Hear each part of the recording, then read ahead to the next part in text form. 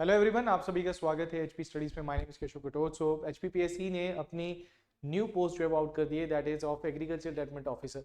देखिए, इसमें टोटल आपको 65 पोस्ट जो आपको देखने को मिलेंगी, जिसमें सभी कैटेगरीज की पोस्ट, इसमें जनरल की आपको 22 पोस्ट जो देखने को मिलेंगी। तो इसकी नोटिफिकेशन जो है वो आपकी कल आ गई थी, बट डिटेल जो इंस्ट्रक्शंस और नोटिफिकेशन है वो आज आपकी जो है वो आ चुकी है। तो जानते हैं मेन मेन क्लॉजेस को कि क्या क्या आपकी इसमें क्लॉज जो है वो दिए गए हैं, किस तरीके से फॉर्म भरना है, क्या एसेंशियल क्वालिफिकेशंस रहेंगी और क्या क्या चीज़ें जो है वो यहाँ पे इसमें एड ऑन जो है वो की गई हैं। ठीक है, तो जो भी बच्चे इंटरेस्टेड कैंडिडेट्स हैं उनके लिए ये वीडियो बहुत ही इंपॉर्टेंट होने वाली है। बाकी इसकी अगर आप डिटेल, अगर आप फुल पीडीएफ चाहते हैं तो एचपीपीएससी की साइट पे भी मिल जाएगी या फिर हमारे टेलीग्राम चैनल पे भी मिल जाएगी आपको। ठीक है, तो सबसे पहले बात करते हैं कि आपकी ये जो एप्लीकेशन है, एडवर्टाइजमेंट आपकी जो है वो अपनी दैट इज आ गई है, और क्लोजिंग डेट जो है वो आपकी क्या है, 27/1/2025। तो पहली चीज क्या होती है कि जब भी हम किसी फॉर्म को भरते हैं तो पहला हमारे पास ये होता है कि 12 क्लोजिंग डेट से पहले पहले हमें फॉर्म को जो है वो फिलअप कर देना है। ठीक है, फी की डेट भी वही है और दैट इज योर एप्लीकेशन भरने की भी वही है। तो मतलब आपको एप्लीकेशन जो है वो 27 से पहले पहले जो है वो फिलअप कर देना है। तो टोटल एप्लीकेशन से एलिजिबल कैंडिडेट्स कितने मांगे इन्होंने, 65 मांगे, जिसमें से जनरल की 22 है। बाकी आप कैटेगरी वाइज अपनी अपनी पोस्ट जो है वो आप पीडीएफ में जो है वो देख सकते हैं। ठीक है, बाकी जनरल इंस्ट्रक्शंस इन्होंने दिए, मैं मेन मेन क्लॉजेस को जो है वो यहाँ पे डिस्कस करूंगा आपके साथ। ठीक है, बाकी इसमें इन्होंने बताया कि डिजायर्ड डॉक्यूमेंट्स जो है वो आपके चाहिए। मतलब ये डॉक्यूमेंट जब आप अपलोड करते हो, मतलब जब भी आप एचपीपीएससी में जाते हो तो वहां पे आपको अपनी प्रोफाइल बनानी पड़ती है, प्रोफाइल के साथ आपको कुछ डॉक्यूमेंट्स जो है वो अपलोड करने पड़ते हैं। तो वो डॉक्यूमेंट्स में आपके जैसे मैट्रिक का है, डिग्री है, आपकी मार्कशीट्स हैं, ठीक है, एक्सपीरियंस सर्टिफिकेट अगर कोई है, अगर ठीक है वैलिड कैटेगरी के अगर आप हैं, बोनोफाइड हिमाचली का आपको डालना पड़ेगा। तो ये सभी चीजें, अगर आप ईडब्ल्यूएस से हैं तो किसके साइंड आपके डॉक्यूमेंट्स जो है वो आपके होने चाहिए। ये आपके जो वन टाइम रजिस्ट्रेशन पोर्टल होता है उसमें आपको ऐड करने हैं। तो अगर इनमें से कोई अगर अपलोड नहीं है तो उसको अपलोड करा लीजिए। अगर आप किसी कैटेगरी से हैं, ठीक है, या ईडब्ल्यूएस से हैं तो 1 साल का ही होता है, तो रिन्यू करवा लो उसको, फटाफट उसको अपलोड करवा लो उसको। ठीक है, उसके बाद अगर हम डिपार्टमेंट ऑफ एग्रीकल्चर में एग्रीकल्चर डेवलपमेंट ऑफिसर की जो पोस्ट है, इसमें 65 आपको पोस्ट देखने को मिलेगी।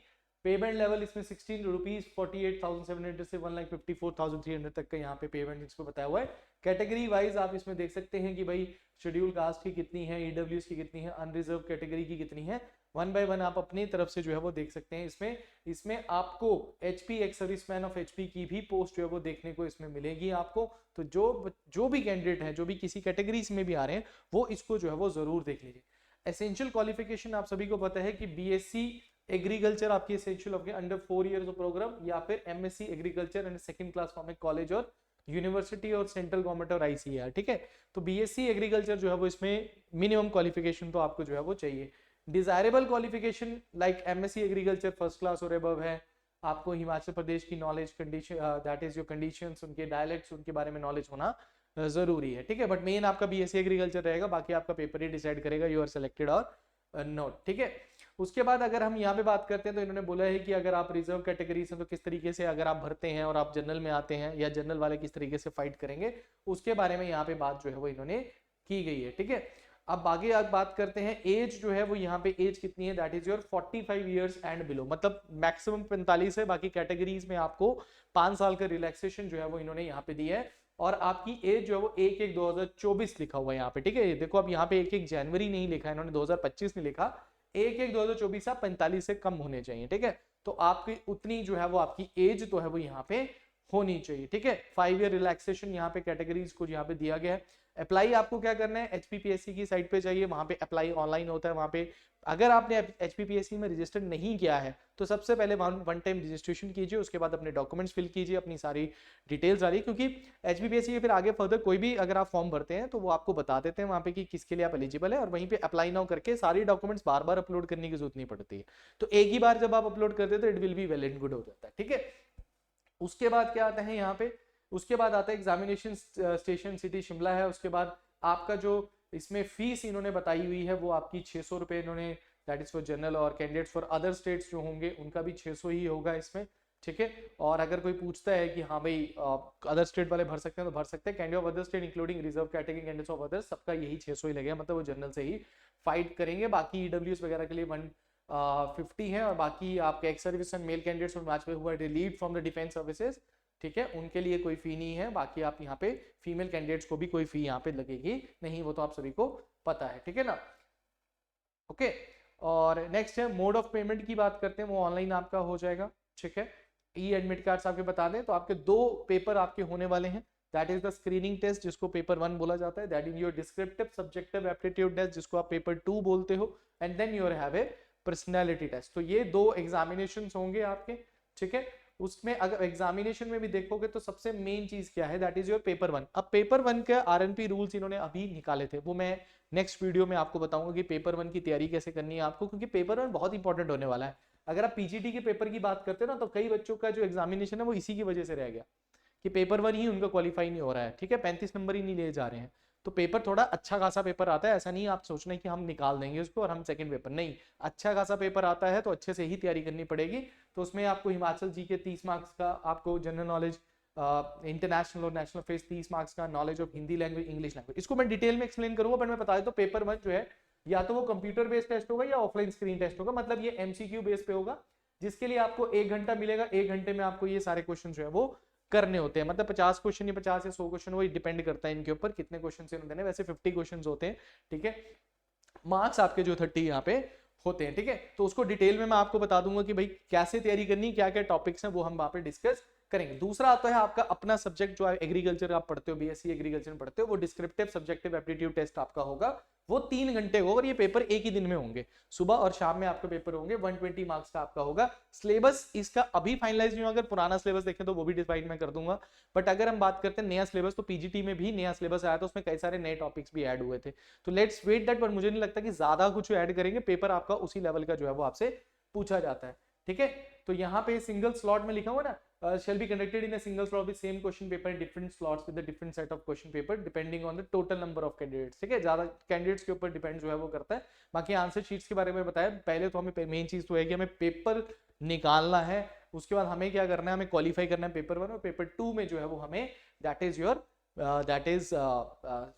इज उसको हमें क्लियर करना है, ठीक है। यहाँ पे इन्होंने खुद लिखा हुआ है कि that based on the merit of the paper 1, paper 1 की मेरिट पे ही आपकी आंसर शीट चेक होगी पेपर 2 की, ठीक है, और फिर इवेल्युएट किया जाएगा, ठीक है। ये चीज आपने ध्यान में रखनी है। और नेगेटिव मार्किंग भी, जैसे 0.25 की नेगेटिव मार्किंग आपको वहां पे देखने को मिलेगी, दैट इज ऑन पेपर 1, वो आपको देखने को मिलेगी, ठीक है।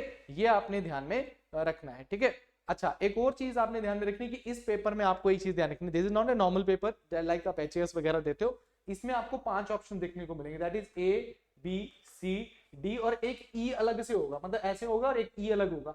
अगर आप क्वेश्चन को नहीं करना चाहते, मतलब आप छोड़ना चाहते हो नेगेटिव मार्क, तो आपको ई को सर्कल करना पड़ेगा, ये इंपॉर्टेंट है, ध्यान में रखना, ठीक है। एक ऑप्शन अलग से ई होगा, आपने अगर लगता है कि you does not want to answer the question, आपको ई लगाना पड़ेगा। अगर आपने ई नहीं लगाया तो वो क्वेश्चन का आपको 0.25 वहां पे कट जाएगा, ये मैं आपको पहले बता रहा हूं कि वहां पे आपकी नेगेटिव मार्किंग जो है वो हो जाएगी। तो अगर आप नेगेटिव मार्किंग को अवॉइड करना चाहते हो, क्वेश्चन को छोड़ना चाहते हैं, मतलब आपको ऑप्शन लगाना ही पड़ेगा। ये इसलिए किया जाएगा ताकि कोई धांधली ना हो, बाद में कोई सर्कल कुछ और न लगाते, खाली नहीं छोड़ सकते आप शीट को ना।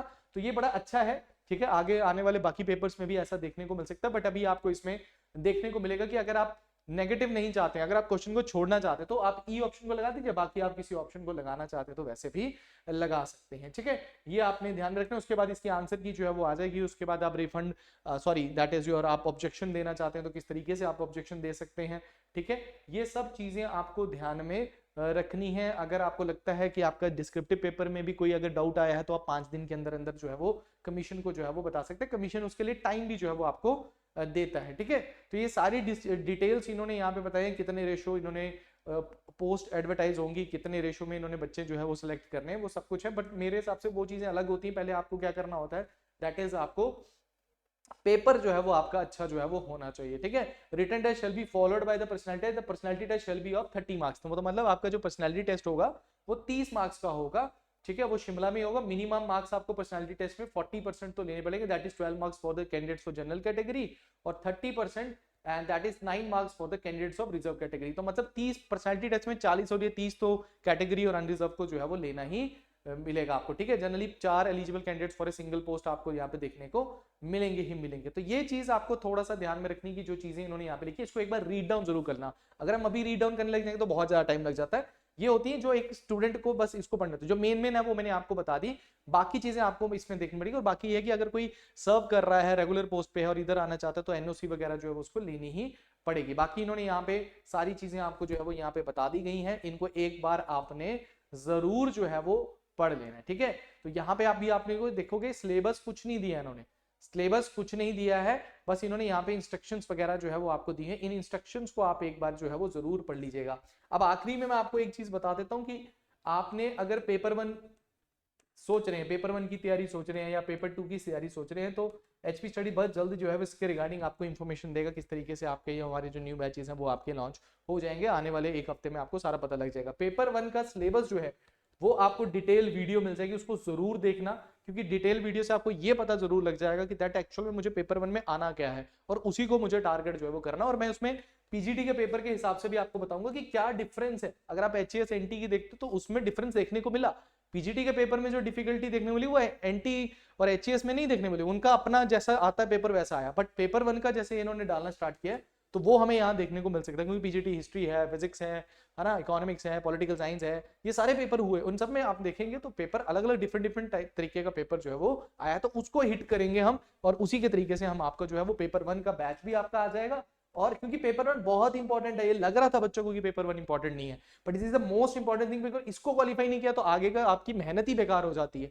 इस पे फोकस करना है आपको, ठीक है, इस पे जरूर ध्यान आपने जो है वो देना है। तो बहुत जल्द पेपर 1 की भी वीडियो लेकर आऊंगा, और जो बच्चों ने फॉर्म नहीं भरा है, मतलब अभी तक स्टार्ट भी नहीं किया, अभी सोचा भी नहीं है, कर लो भाई स्टार्ट, बहुत अच्छी अपॉर्चुनिटी है जिन्होंने बीएससी एग्रीकल्चर किया है।